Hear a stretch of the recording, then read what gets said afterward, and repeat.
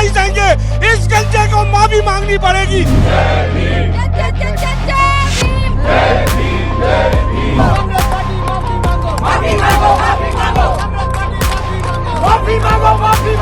अभी एक फैशन हो गया है, अंबेडकर अंबेडकर अंबेडकर अंबेडकर अंबेडकर अंबेडकर।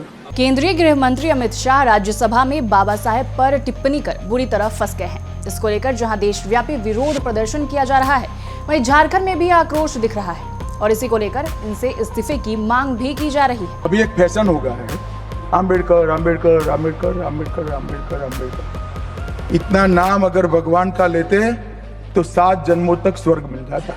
संसद में संविधान की 75वीं वर्षगांठ के दौरान गृह मंत्री अमित शाह के अंबेडकर पर दिए बयान पर विवाद खड़ा हो गया है। विपक्ष ने इसे बाबा साहेब का अपमान बताया और बीजेपी पर हमला बोला। राज्यसभा में अमित शाह के बाबा साहेब पर बयान को विपक्ष ने पूरे बीजेपी के खिलाफ बड़े मुद्दे के रूप में खड़ा कर दिया। मुद्दा इतना बड़ा हो गया कि पूरी बीजेपी बैकफुट पर नजर आने लगी। मामले की गंभीरता का अंदाजा इस बात से लगाया जा सकता है कि विपक्ष की तरफ से मुद्दा उठाए जाने के बाद पीएम मोदी शाह के समर्थन में उतर गए। खुद केंद्रीय गृह मंत्री अमित शाह को प्रेस कॉन्फ्रेंस कर सफाई देनी पड़ी। जो स्वप्न में भी बाबा साहब के विचारों का या बाबा साहब के स्वयं का अपमान नहीं कर सकते। हम जानते हैं कि देश के संविधान को समावेशी बनाने में देश के पिछड़े वर्ग को, दलितों को, आदिवासियों को, गरीबों को और वंचितों को न्याय दिलाने के लिए और देश के लोकतंत्र की नींव को इतनी नीचे तक गहरी पहुंचाने में बाबा साहब का बहुत बड़ा योगदान है। पूरा देश बाबा साहब के प्रति कृतज्ञता व्यक्त करता है। कम से कम हम तो ऐसा नहीं कर सकते जिससे बाबा साहब का अपमान हो पाए। और मैं फिर से एक बार कांग्रेस के ये कुत्सित प्रयासों की घोर निंदा करता हूं और जो संविधान पर दोनों सदनों में चर्चा हुई, कम से कम भारतीय जनता पार्टी की ओर से चर्चा का स्तर मेंटेन करने का पूरा प्रयास किया गया था, विषय पर बोलने का आग्रह किया गया था और तथ्य के साथ बोलने का आग्रह भी हमारे सारे वक्ताओं ने किया था।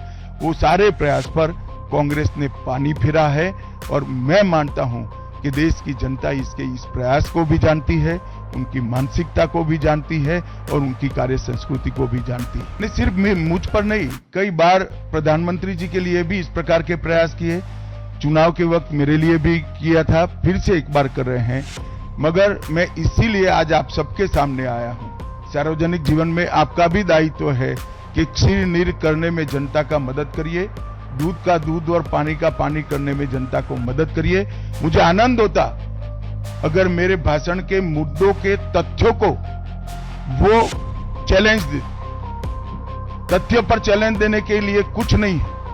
मैंने भाषण का एक एक शब्द तथ्यात्मक और इतिहास से गर्भ से बाहर आया हुआ, इसलिए वो इस प्रकार से मेरे भाषण को एडिट कर कर इसको गलत अर्थ निकालकर इस प्रकार का प्रयास।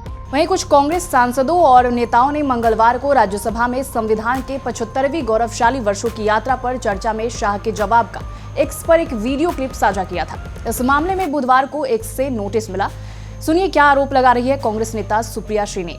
लेकिन बजाय अपराध पर कार्रवाई हो, बजाय इस अक्षम्य अपराध की माफी मांगी जाए, बजाय नरेंद्र मोदी अमित शाह को बुलाकर यह कहें कि तुमने जो किया वो गलत किया, इस देश की आत्मा के साथ तुमने खिलवाड़ किया है, तुम माफी मांगो, वो क्या करते हैं? ये बीजेपी के ऑफिशियल ट्विटर हैंडल से आप लोगों के लिए तस्वीर लाई हूं। कल समूचे विपक्ष ने बाबा साहब की हाथ में तस्वीर लेकर सदन में प्रदर्शन किया और बीजेपी के ऑफिशियल ट्विटर हैंडल ने कल रात को 10:45 पर यह फोटो लगाई, जहां पर बाबा साहब की फोटो हटा दी गई और उस फोटो की जगह जिनको वो राष्ट्र विरोधी मानते हैं, जॉर्ज सोरोस की तस्वीर लगा दी गई। बाबा साहब आपके लिए इतने छोटे, इतने अदने हैं कि आप उनको हटाकर किसी की भी तस्वीर लगा देते हैं। क्या हो गया है आप लोगों को? इस देश के संविधान निर्माता ने जिसने इस देश के हर व्यक्ति को एक बराबरी का दर्जा दिया, सम्मान दिया, उनकी फोटो आप इतनी आसानी से हटाकर उस व्यक्ति की लगाते हैं जिसको आप राष्ट्र विरोधी मानते हैं।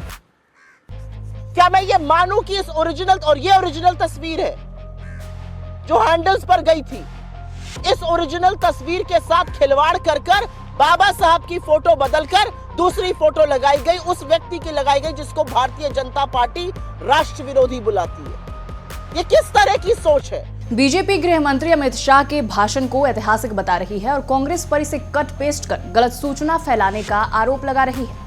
बहरहाल अमित शाह के बयान के बाद विपक्ष को मानो बैठे बिठाए मुद्दा मिल गया। कांग्रेस और आम आदमी पार्टी तो इस मुद्दे को लेकर सड़क पर उतर गई है। वहीं झारखंड में भी गृह मंत्री के इस विवादित बयान पर आक्रोश देखा जा रहा है। बहरहाल वाद विवाद राजनीति का एक हिस्सा है, लेकिन अभी जो चल रहा है उस पर आपके क्या विचार है, कमेंट में जरूर बताएं। और ऐसी पॉलिटिकल खबरों के लिए देखते रहे समाचार प्लस झारखंड बिहार। नमस्कार।